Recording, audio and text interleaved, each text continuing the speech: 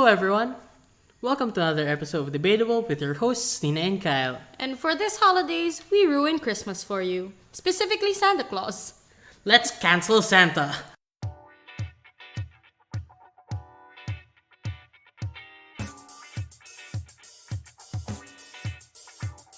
Merry Christmas, Kyle. Merry Christmas, Nina. Alright, So we are recording from my house in the province. I have Nina over for this holiday season. Yes, I've been adopted. Yay! I'm no longer an orphan.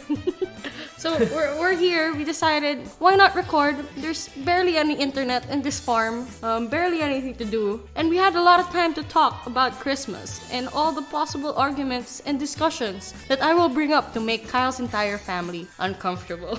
I'm ready to fight your family, Kyle.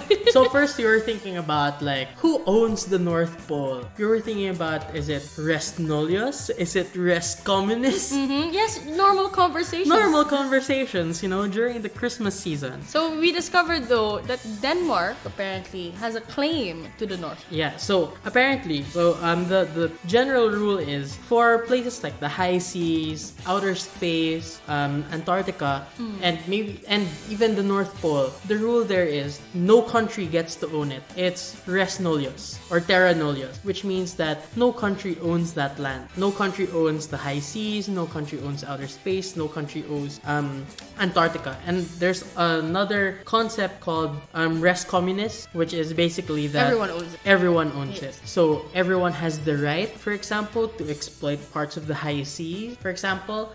So the problem with North Pole is that in the early 2010s, and I think around 2014, Denmark claimed the entirety of the North Pole. It's 2015 actually. I do have matter. So this is what we're gonna talk about for a little bit before we go on to the meat and potatoes of this episode, which is about Santa. Alright, so according to Denmark, they have exerted sovereign rights over the North Pole. And let's talk a little bit about this. And we didn't prep this, so let me just go off script for a little bit. Okay. So, the North Pole is very near Greenland. And do you know what country, if Greenland is a country? No. Don't quiz me. I feel stupid in front of our followers. Because I used to think that Greenland was its own country. But it's not. It's actually part of Greenland. It is the subject of this entire case in international law called the Eastern Greenland case, where the court decided that it was actually Denmark that has sovereign powers over Greenland because it has historically exerted sovereign rights over that land. I read this case. Yeah, I read this case from my class. So I think the theory of Greenland, of Denmark here, is to extend its argument in Greenland and extend it to the North Pole. So before it was considered to be res nullius, it was considered by Denmark to be part of its sovereign territory. So I don't think it was ruled upon yet. I don't know. I personally would like it a bit more if it was res nullius. Yeah. But if it's not, let's talk about the motion again. Let's talk about the motion. The motion is this house would arrest Santa Claus. Yes. So literally, we're going to send this guy to jail. Yeah. So before, there are going to be two parts to this discussion. The first part is, do we even have the right to arrest him? And who has the right, if ever? And who has the right to arrest? And then second, let's talk about all the crimes of Santa Claus. Yeah, all the crimes of Santa Claus. Yeah. So first, do we have the right to arrest Santa Claus? Let's think about it.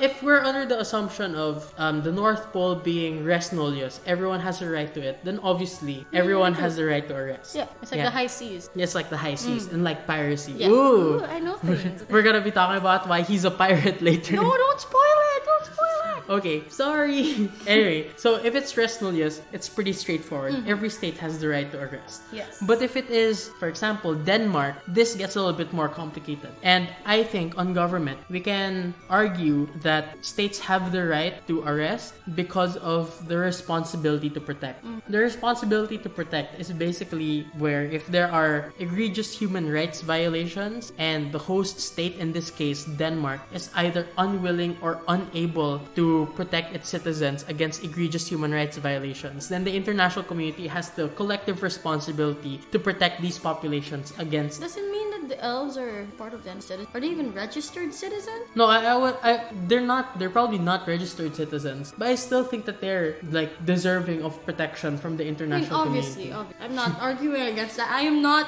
for human rights violations, just to be clear.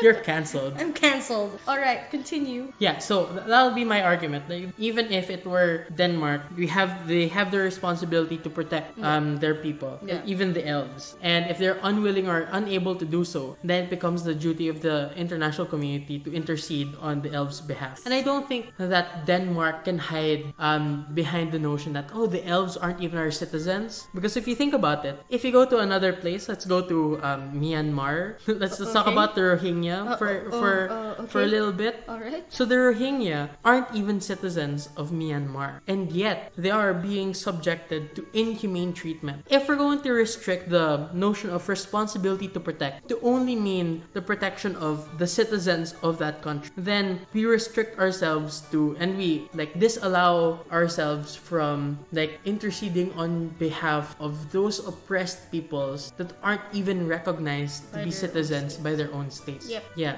So I would say on government, that's an airtight case for why it's possible. Yeah. I mean, in opposition, I wouldn't attack like the whole jurisdiction and who cares. I would just go straight to talking about why we shouldn't do it, why there are repercussions to arrest Santa, etc. But let's go to the arguments, the fun parts. You know? Fun part. The second part, let's talk about what crimes there are. Yeah, let's send this guy to jail. Yay! For government, there are lots of obvious crimes here, right? So obviously, he's running a fascist Arctic labor colony. Obviously, he's doing a lot of trespassing. Obviously, he's doing a lot of burglary. Obviously, he's running a surveillance type state kind of thing. So let's talk about those basic crimes first. Crimes. Every time you Google, oh, is Santa a criminal? These are the crimes that show up the most. So first, slavery, right? We don't really know like who these elves are, but we also don't know if they're getting paid. We also don't know if they're allowed to form unions. We don't know if they even have holiday breaks. For all we know, because the only records that we have of elves are like the elves that are working in Santa's workshop. They're probably raised there from birth to death, and their literal purpose in life is to assist this old man. Yeah, and like from the movie Elf, the one with Will Ferrell, we're made also to believe that they are like children in mindset throughout their whole lives. That's also a form of abuse in itself. Like literally, they are not being raised properly to develop their own faculties and thinking skills. Yeah, so it's either child labor, or at the very least, we get him because he doesn't have the proper documentation. Yeah. But the reason why I believe that this is slavery is because since we know that a lot of them, from the movie Elf, since we know that a lot of them are like children in mindset, they probably did not have the ability to consent. So if you have a syndication of doing this, of people who cannot consent, making them work like so many nights a year to make toys for other children, that's basically a sweatshop. But more than that, they didn't consent to it because they were born and raised believing that this was their purpose in life. So for all respects and for all purposes, for our purposes, I mean, this is very obviously slavery. Yep. Yeah, so that's the first basic crime we have. Basic crime.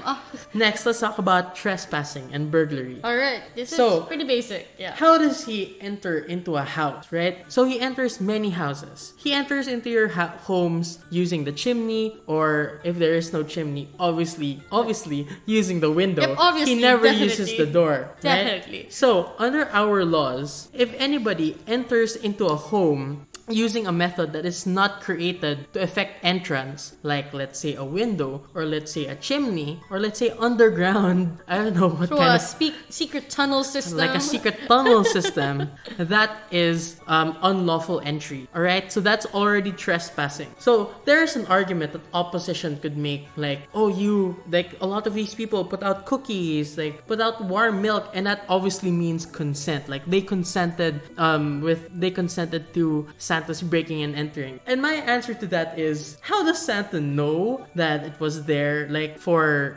his purposes, right? How does Santa know that the warm milk and cookies were put there specifically for him? Did the owners of the homes communicate to him beforehand? Yeah, that's possible though. Like letters from the children to Santa Claus, like please visit me and give me my gift on the 24th. I used to make letters, Santa, so I think that's a document of consent in it. Alright, but in my opinion, I don't think that think that counts as much because I'm a child. First of all, you were a child. But second of all, even if you have even if you might have consented to Santa entering, Santa probably does not know or shouldn't have reason to believe that the consent happened. Because in order for consent to happen, the consent must first be communicated. So it's not enough for child Nina to say, "Oh Santa, please visit me." There also needs to be like a consensus, like parents also sending Santa letters like, "Dear Santa, please listen to Nina's request and break into our home. We consent to it." So I don't think you can presume that. At least in most instances that I am familiar with, even if the child says, "Please visit me, Santa," the parents do not take it to mean, "Please invade my home." That's fair, that's fair. Yeah. So it's still breaking and entering no matter how you cut it. Yeah. So surveillance, this is the third basic crime. Yep. Right? Surveillance, this is simple because how does he know if you are sleeping? How does he know if you're awake? How does he know if you've been bad or good? Right? So according to Claus, like the movie Claus from Netflix, it was all just made up. By But the I way, don't you believe should watch that movie though. I don't believe that. I think Claus is pro Santa Claus propaganda. Wow. I don't really believe this. Wow. In fact, I believe that Santa is actually a person who has changed his identity over the years and was rebranded by the Christian majority in order to make him palatable to the masses. Because I have it on good faith. I have an informant that said... You have an informant? Wow! that said that ancient Germanic tribes who worship Odin, as in the Norse god Odin, and they said that during those times, they feared that during the December parts of the year, during winters, they would see Odin riding through the night sky on Sleipnir, which is his eight-legged horse. And basically, he does surveillance on everybody. And if you do something bad outside of your home, he will punish you. So I have reason to believe that this version of Odin just changed his identity and also was helped by the Christian majority in order to make him palatable. So, he got help from big Christianity, okay? He got help from big Christianity. Yeah? Big Christianity. Yeah? Okay, that's a thing now. Yeah. He has big Christians in his pocket. Big Christian yeah. energy. The big Christian lobby. Okay, we get it. Yeah. They're big So, Christians. So we have three arguments here. We have slavery, we have trespass and burglary, we have surveillance. Alright, let's talk about closing. Let's talk about closing. Yeah, if I was closing, I'd be like, oh no, what other crimes exist? What other crimes, Oh. alright? What other non-basic crimes exist? So first, let's talk about animal abuse. Right? Animal abuse. Let's think about poor Rudolph the red-nosed slave. Alright? So, let's think about it. What does Rudolph have to do during Christmas? He has to travel at least 24,901 miles because that's the circumference of the earth. And for 300-pound creatures like Rudolph, And like that's the average. on average, reindeers weigh about 300 pounds, right? Okay, in order to travel 1 mile, that is around 200 calories. So if we multiply 24,901 miles by 200 calories, that's at least 400,000 calories a night. Why is this super bad? Alright, so that's 1,600 Big Macs per reindeer. And we know that it isn't just Rudolph, okay? Rudolph leads a whole bunch of reindeer. I don't know their names, but they have names also. Don't stop dehumanizing the reindeer. Anyway, yeah, so that's 1,600 Big Macs per reindeer. Also, if you eat 2,000 calories a day, every single day for a whole year, that's around 750,000 calories. So imagine having to eat half a year's worth of food in one night to fly a freaking jolly boy and all of his millions of gifts. Alright, and this is only the minimum, right? 400,000 calories is just the minimum. Yeah. Because they don't just circle around the world once. Because it's just one rotation or whatever. They have to circle it over and over again to reach every single part of the earth. So this is obviously cruel and inhumane treatment against animals. There's no way that you can argue against that. And I'm pretty sure you need like a license if you want to own reindeer as a pet. I don't think he has proper documentation for anything at all. Yeah. Although on opposition, you can argue that one of the exceptions to animal abuse, at least under our law, now is if It's it's in the exercise of religious activities. religious beliefs. Yeah. But I disagree with that because even if you have religious beliefs, the question now becomes whether or not Santa himself believes that there is a religious responsibility to do this. And I don't think that he genuinely believes that because the practice emanates from his own beliefs. So he's basically creating his own religion to serve his own purposes to not answer for animal abuse. Yeah, but what does Santa get out of this? What does he get from doing I think all Santa this? is just doing this to feed his own vainglory. His reputation and ego, you say? Yeah. Maybe. We'll talk about that in up. But for me though, another up argument is just to respond to the whole animal abuse thing isn't the whole story of Rudolph the fact that he wanted to volunteer? A lot of the reindeer take a lot of pride in what they do every Christmas, right? Yeah, but the reason why we're protecting animals is because they can't really consent. Yeah, but we're talking about fictional reindeer with names and glowing noses. I didn't know that Rudolph was fictional. I thought you were assuming that he's a real person. Okay, fine. Obviously, we're assuming they're real. But if we assume that, we also have to assume, therefore, that he has the ability to talk. Because that's how he communicated with Santa that he wanted, right? So if we're gonna take everything as real. Yeah, but you can't consent yourself into slavery. That's true. There's the argument. Okay, alright. Moving on. So, we already know that he's an animal abuser. Okay, what else can closing run, Kyle? What else can closing run? I think that I can argue that not only is he a slaver, not only is he a burglar, not only is he the representation of a surveillance state, he's also a pirate. Let's talk about the UNCLOS for a bit. The UN Convention of the Law of the Sea. Oh my because God. Article 100 Oh my god, you did research. Okay. in UNCLOS talks about piracy. So piracy basically is any illegal act of violence on the high seas against other ships or aircrafts or against persons or property on board those ships or aircraft. So let's talk about cruise ships. Yes. Let's talk about OFWs. Let's talk about seafarers. Yep. They We're going IR here. They also celebrate Christmas, right? So if they celebrate Christmas, that means that Santa necessarily has to break and enter into these ships in order to effect Christmas onto these vessels. So this is just trespassing and burglary, but we're extending it to cruises in the Yes. high seas. So it is an illegal act of violence in order to enter the vessel. So this is an internationally recognized crime, and it goes beyond the territorial jurisdiction of states, which means that since it's on the high seas, any state can sue Santa for piracy now, right? So he's a pirate. He's obviously a pirate. Okay, He's a what pirate else? slaver surveillance state. What else? And this is, I think, The best argument. The best argument. I will argue that Santa is guilty of genocide. Okay, go for it. Stop laughing. Explain yourself. Okay, genocide. Let's take a look at the Genocide Convention for a little bit. Okay. So genocide talks about a particular list of actions that, when committed with the intent to destroy an ethnic or national minority group, leads to genocide. So there's a misconception that genocide can only happen if you kill a bunch of people. That's only one of the ways to commit genocide, but it's not the only way to commit genocide. One of the other ways to commit genocide is to deliberately inflict on the group conditions of life that are calculated to bring about its physical destruction in whole or in part. So let's remember again about the elves. We don't know about any other instances in history where elves were ever considered to be a group of people. It is only in Santa and Santa's household. It's only in the North Pole. So we can assume therefore that the elves are a national, ethnic, racial, or religious group that is inherent in the North Pole. So what Santa does is, by forcing them into involuntary servitude, Santa is deliberately inflicting on the elves conditions of life that are calculated to bring about its physical destruction. Why do I say that this is calculated to bring about their destruction? Obviously, it's because it would be unreasonable to expect any group of people to be responsible for the gifts of every single human child on the planet.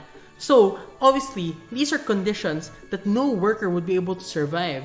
So, in order to finish these job orders, these elves would necessarily have to work day and night toiling over and over again for these toys to be made. Yes. So this is obviously like extremely tiring. This is obviously extremely tiring. It'll be really bad for their health. So even if you create a systematic means of making people's health depreciate over time, that could also be considered genocide for the purposes of the Genocide Convention. Yep. So Santa should be arrested, I think, on government. Do you have any arguments for op? No, not really. We didn't really prep up that much. We were very excited for Gov. So I think in op, basically, you're just here to debunk a lot of the claims that government makes. So I would argue that obviously a lot of people consent to the existence of Santa Claus because they leave out cookies for him. They actually invite him to this home. No one ever reports that someone breaks into their home, right? I'd say that a lot of arrests are only actionable if people actually complain about it or if someone brings it forward, right? Because who are you to assume that it's a burglary if, there was no report or actual, complaints about it, right? So who is acting? Who gets to decide that his actions are wrong all of a sudden if people are completely fine with it? As to the discussion of surveillance, I don't know. That one's hard. Maybe he's just psychic. Do we have to arrest people for being psychic? We don't know if he's actually spying on people. Like, what if he just intuitively knows if someone's good or bad? It's a power he can't control. I think that we have to assume that Santa is first innocent to be able to discuss this properly. I think you guys are all just excited to put him in jail, but we don't even know the extent of his powers, the extent of what he really does, right? Does the presumption of innocence extend to Santa Claus? I mean, if the crimes and the charges extend to him, I think the principle should apply to him as well. Don't you? All right. As to the genocide, I don't know. I feel like even if you did charge him with genocide, what are the odds that it will succeed? I'm pretty sure the International Criminal Court. International Criminal Court. Yeah, it's really bad at pursuing justice, right? So I don't think that they do this. I'd also argue, as an extension, we have other priorities. He's not a problem. I deal with ISIS. I deal with everyone else instead of Santa Claus. He's bringing joy into our hearts. Why would I arrest someone who's probably giving children gifts? The people who's actually maybe the only person who gives refugees a reason to hope.